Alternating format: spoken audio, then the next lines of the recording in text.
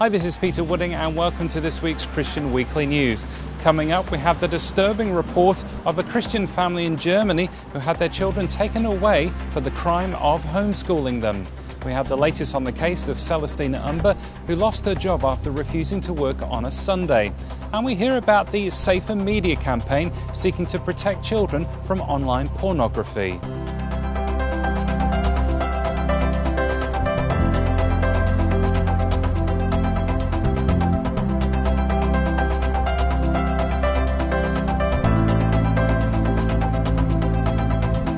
Recently I travelled to Darmstadt near Frankfurt in Germany to report on the disturbing case of the Wunderlich family, who had their home raided by 20 police and other officials and took their children away for the crime of homeschooling them. Here's their story. The family court of Darmstadt near Frankfurt in Germany ruled this week that Dirk and Petra Wunderlich can be reunited with their 4 children, after a task force of 20 police and social workers raided their home last month and took away their 4 children by force. So what was their crime that led to such drastic action? They were simply giving their children a Christian education by homeschooling them, something which is banned in Germany. In what has shocked many around the world as another example of state coercion, Dirk and Petra were only allowed to have their children returned home on the condition that they send them to a state school. Dirk and Petra's lawyer, Dr. Andreas Vogt, explains that the court's ruling is only a temporary solution. The children go back to their parents and the parents have the opportunity to send them to school in the next weeks, in the next month, for the next years. And in some months, in a few months, the court will have a look on the family and then will decide if what will happen with custody in general. And there was considerable media interest as well as support for the Wunderlich family while the court hearing took place, as a number of families protesting outside said they were shocked that something like this could happen. We are here because 4 children have been taken away from their parents, and the only reason is because they were homeschooled. So we are here to show our solidarity and to protest against this law, this inhumane law in Germany.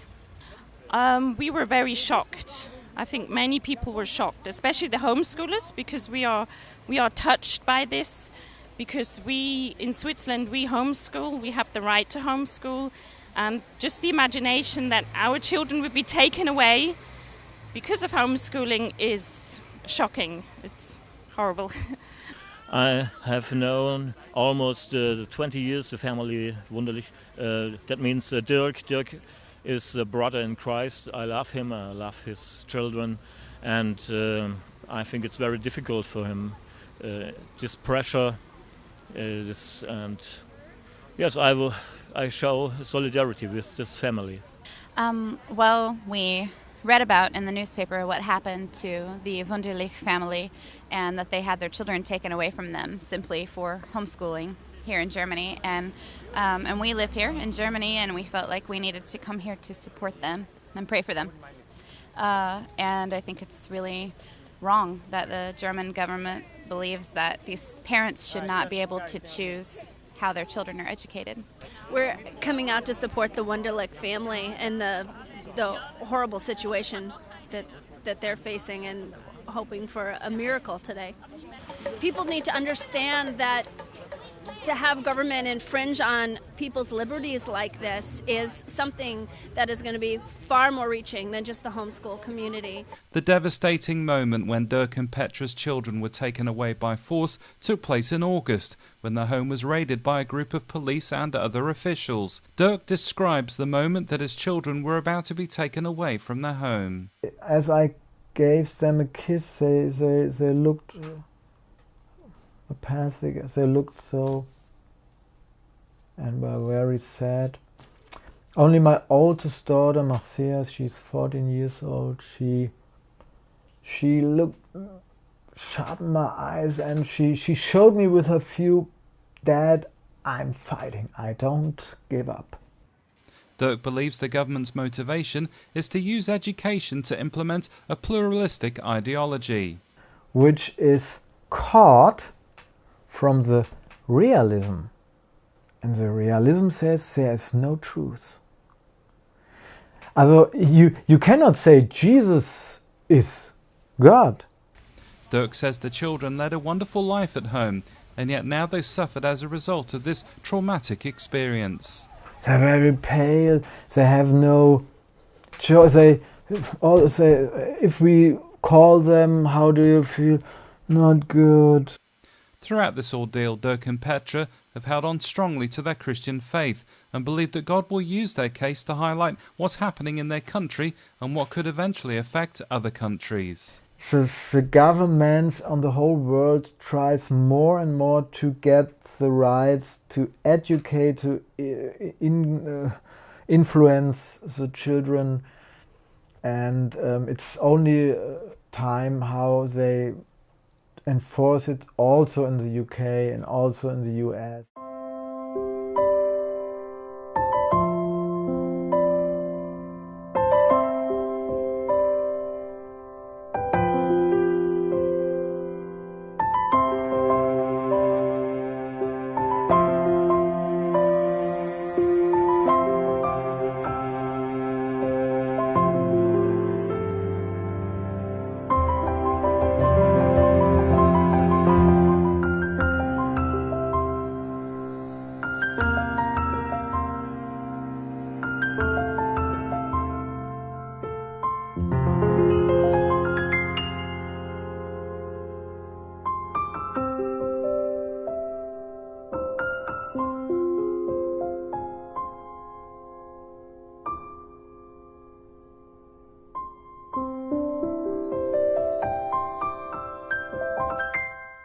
The disturbing case there of the Wunderlich family. We'd love to get your comments on that story and what you think of what happened in Germany and how this could have implications on other countries in the world. Drop us an email at info@christianconcern.com.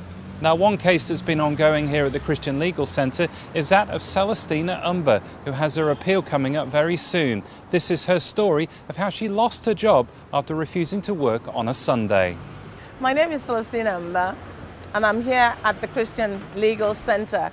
The people that have been helping me with my case, in 2007, I applied for a job at Merton Council, and during the interview session, I explained to the panel that Sunday is the only day that I have issue working, and the panel agreed that they will work around it, but later on reneged on what they have agreed. So the case was taken to the tribunal in Croydon, and the judge decided in favor of Merton, and we disagreed with the judgment. So it was taken to the High Court, and although that the judge read out the instruction that is given in the Bible as not to work on a Sunday, but the day being a holy day of worship, he still said that it's not a core component of the Christian faith. So we were given leave to go to the Court of Appeal, and we're going to the Court of Appeal now. It's amazing that this country, being a country that is described as a Christian country, is now persecuting the Christians in workplaces and in every arena. And they forget that the foundation of this country is based on Christianity, and even the laws of the country is based on it. And it's just shocking that Christians now have to fight in a country that is a Christian country just to be in a workplace and work in peace. I would like the viewers to actually, especially those that have declared themselves Christians, to put their view across, to the parliament, and write petitions so that they can see that Christians are being maligned in the country where they're supposed to be celebrated. They are being maligned in the workplace, in the society itself, and therefore all the Christian values are now being dumped. And therefore we end up with children now that are working in rebellion because we've moved away from the Christian values that we had before. Christian Legal Center has been a powerhouse to defend the defenseless, the people that are not able to take on the case. They have actually taken on the cases that people just want to push under the carpet. And they've worked really hard. They do cases that involves, you know, the liberty of others to be who they are meant to be. They involve themselves in raising up champions, you know, that are going to be powerful leaders of this country to make a contribution. For those of you that have supported Christian Concern, I am an encouragement, you know, to you to see that the work that you're doing and the support that you're giving is so valuable, because if it hadn't been for Christian Concern and the people that have supported them, I would not have been able to bring this matter to light or to stand. It's absolutely vital that you continue with your support. So thank you for all your help.